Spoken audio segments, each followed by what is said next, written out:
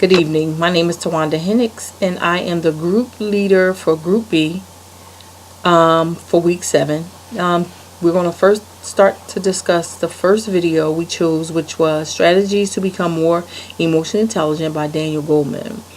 So emotional intelligence, based on the definition or from Daniel Goleman, was it's how we handle, manage, lead ourselves, and handle our relationships.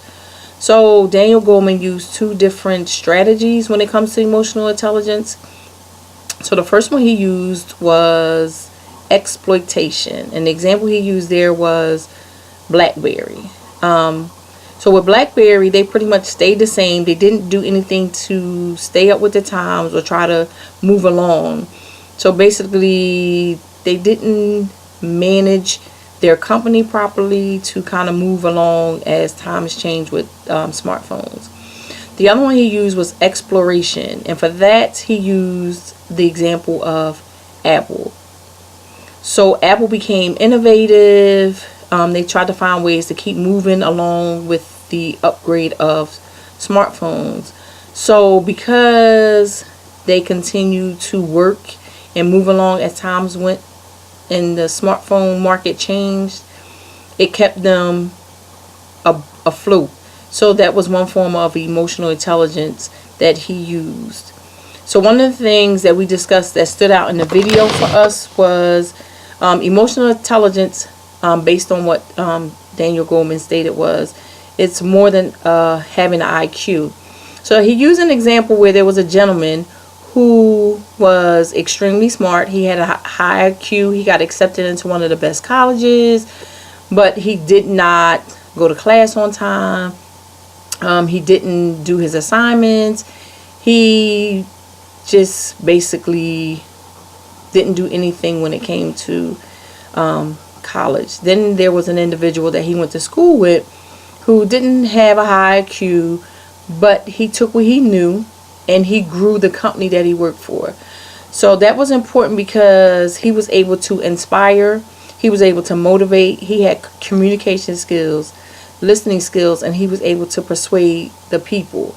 So the next time Daniel Goleman ran into this gentleman, he was able to purchase a house on the golf course in Florida. So just because he didn't have a high IQ, he was very emotionally intelligent. So it allowed him to move up within his company and even start his own company. So the third question was, what in the video did you least agree with? So the 3 individuals that watched this video, we all agreed that there was nothing that we didn't agree with. We were just looking for more. Like there could have been just a little bit more, because when a video got to the end, that was it. And we felt like if the video was just a little longer, that there could have been just some more information. But it was very interesting, and Daniel Goleman really came out with some good points. Then video 2, we chose An Evening with Robert Keegan and Immunity to Change. So we had 2 individuals watch that.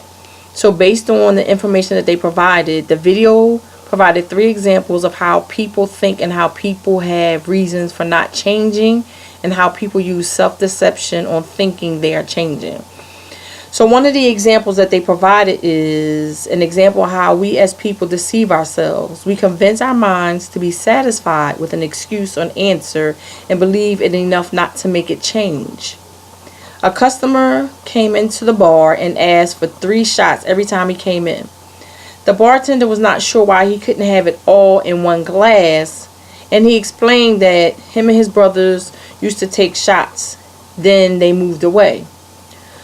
So each shot represented his brother. So as time passed, the same guy came in and only asked for 2 shots. So the bartender assumed that one of his brothers had passed away.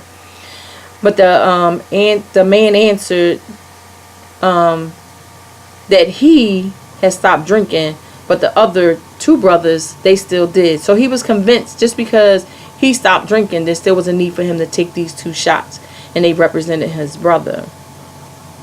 So just to have something that stood out from this particular video, one of the young ladies pointed out that there was a doctor, they did a study on heart patients and did a drug study.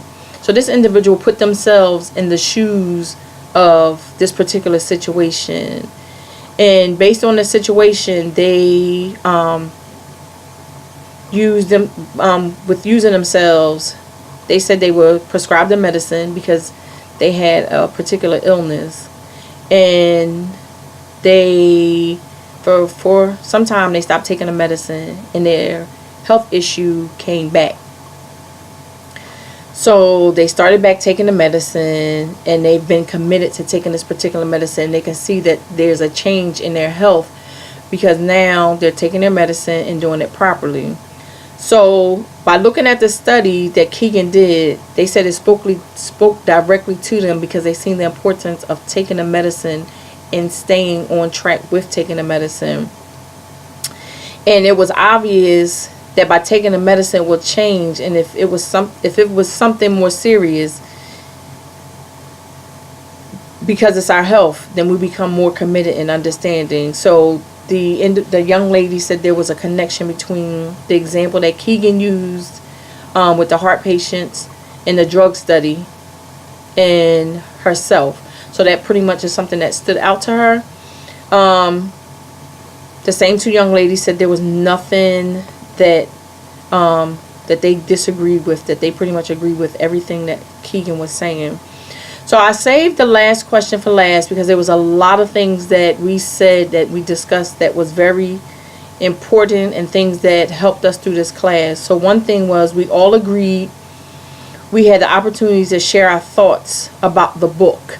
So one young lady brought out a good fact that by us having these conference calls and discussion of questions, it felt like we were in a book club. So it made it a little more interesting. And we all had different thoughts and different examples of how the book helped us, how it affected us, and how with those examples that Captain Urbashoff used were some of the things that we have dealt with or we have seen in our own lives, personally and professionally. So that was one of the things that we touched on. Another young lady felt that completing the guided journals allowed her the opportunity to put her voice to things that she always thought about. So that really stuck out for her, and it really allowed her to think about some of the questions that the professor assigned to us. And by her writing those guided journals, she was able to bring reality to those things. And also with reading the book, it just stood out with the way Captain Urbashoff was able to come in and just turn that one ship into a good ship, and have other people want to come out and model what he did to make his ship successful. Some other things that the ladies brought out is with being a leader, to make the team feel a part of the process and that their opinion matters. So that was one thing that Captain Urbashoff did bring out within his